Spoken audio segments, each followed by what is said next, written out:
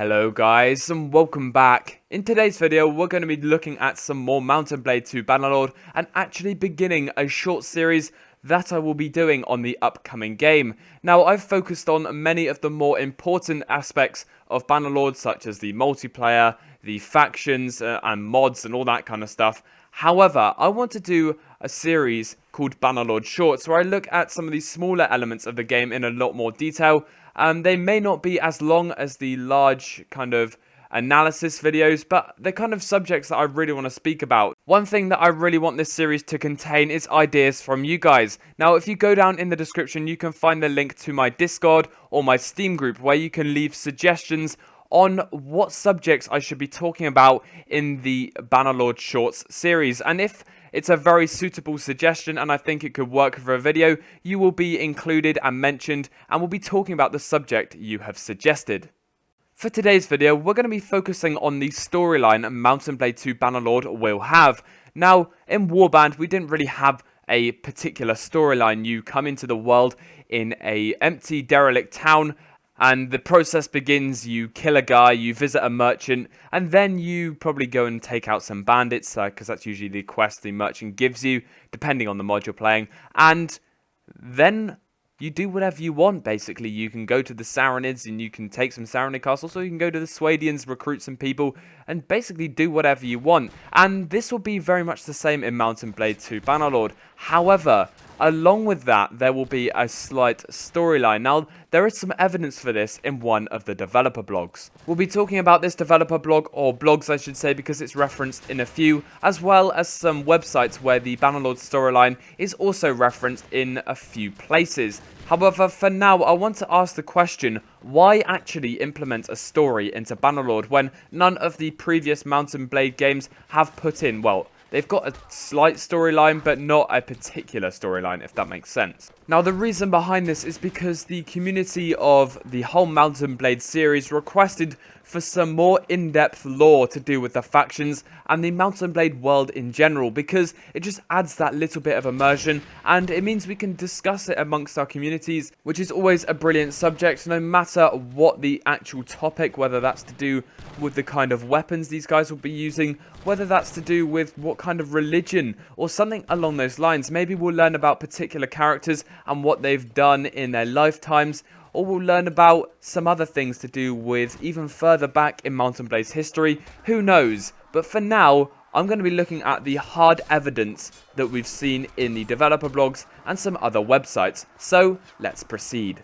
We do know that the Bannerlord map is to do with imperial declines, and it is described to be like the decline of Rome. But instead of Rome, we have the Calradic Empire, which is beginning to be split off, and it already appears like it's been shrunk, and the Valandians, the Sturgeons, etc. have taken over their previous lands. And my statement is proved by the end paragraph of the 8th Bannerlord developer blog, which reads, "The Empire's dilemma, the failure of its ruling elites to agree on how to tackle the shifting balance of power, has brought it to the edge of civil war. Different noble houses have taken sides based on their political outlook, their rivalries, or just rank opportunism. A semi-scripted set of linked quests at the beginning of the game will give the player the opportunity to learn about the various factions and have the chance to meet the key personalities and perhaps give them a reason to choose one or the other in the coming conflict. After the introductory quest series, the game will then revert to the full sandbox mode, but we're hoping that our revised and expanded NPC and quest systems mean that this sandbox can provide plenty of story, but more on those plans for future blog installments."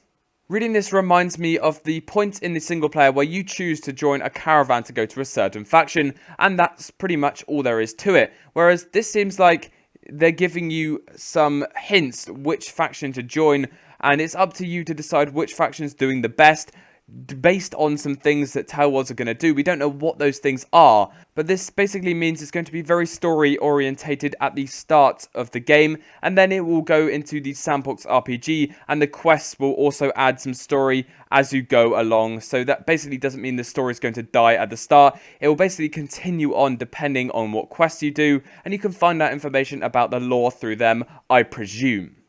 We do know that Bannerlord shares the same setting of Calradia with Warband, but it does take place 200 years earlier. If you didn't know that by now, I'd be very, very surprised. The Bannerlord lore is also kept the same as in Warband, with slightly different factions, but it's still fairly similar. I mean, the map is expanded to the south and the east, but still the lore is still the same. However, at the end of this short description that I've kind of picked up and picked apart from the blog, it says Bannerlord features its own storyline that will add some additional depth to the factions. Here they could just be talking about the introduction to the game with the in-depth look at the factions at the start of the single player. But this also could be referencing the quests, etc. When you're meeting different people across the map, and maybe you're discovering little sections of the lore. Whether that's through talking to certain characters, maybe you're speaking to characters that have come from overseas. Maybe from this sea to the north of the map, we can kind of discover what's over there and where they've come from.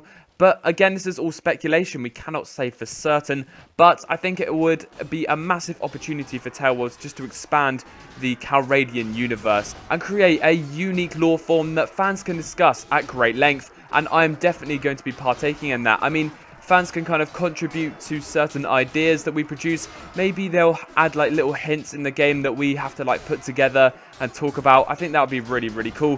Whether or not it will be set in stone and he'll say this is what happened and this is when it happened, or we'll have to pick it apart through the different people that we speak to. I think it adds just another layer to the game. Hopefully it will be discussing history and other areas of the map, whether that's another continent with travelers and all that kind of thing. That's what I really want to see. Make sure you go down in the comment section and tell me what you want to see featuring in this Mount & Blade 2 Bannerlord story.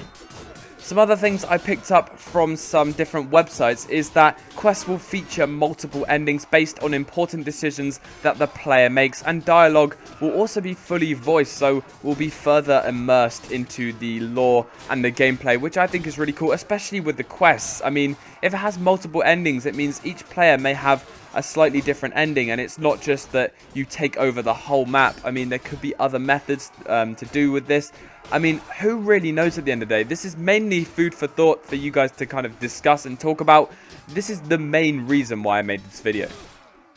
Well, I think that's pretty much all the evidence I found for a Bannerlord story, well, on the internet. I've spent quite a while researching and I can't really see anything else. So I think that will bring an end to the video. Make sure to go down in the comment section and discuss away what you think the storyline will contain in Bannerlord, how it will affect the factions, and what the lore and how deep the lore will be for those factions.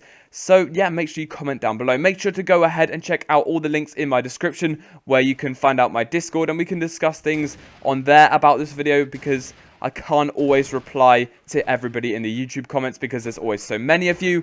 Also, make sure to leave your suggestions for my Bannerlord short series in my Steam group, which you can find in the link down in the description, or my Discord, which I mentioned previously, where the link is also down in the description. Anyway, guys, make sure to hit that like button if you did enjoy the video, as well as clicking subscribe if you're new.